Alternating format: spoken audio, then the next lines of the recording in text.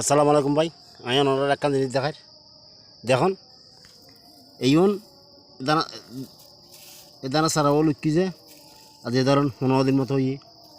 15 দিনের ভিতর শোন ওনার মাজারা ফুকো ধরি মাজারা ফুকো খাই কীরকম করছি লিখুন না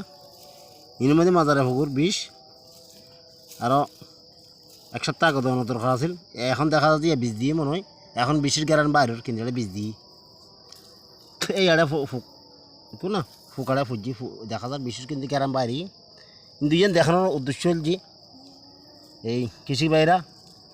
খেয়াল করবেন এই ব্যায়াম অল্প অল্প ব্যায়ামের মধ্যে আপনারা ওষুধ মারা দিবেন, অর্থাৎ ব্যায়াম কম থাকতে ওষুধ মারা দিবে,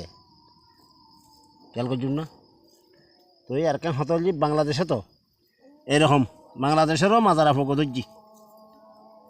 বাংলাদেশ দেশের পুরো দেশের তো মাজারা ফুকো ধরছি ওষুধ ওষুধ কি করতে পারেন না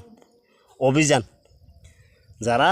টিয়া প্রচার করিয়ে বাংলাদেশের তুমি বিদেশের মধ্যে প্রচার করে পেলি যে মাজারা ফুক মনে করেন ইতারা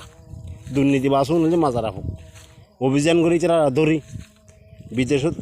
গ্রেপ্তার করলি সাজা দিলি বাংলাদেশ আবারও উন্নত হইব। এই জমিনের দান ইন যেন আবার ভালো হইব বীজ দিয়ে আজিয়ে কারণে এই দুর্নীতি দমন করলি আবার বাংলাদেশ উন্নয়ন হইব।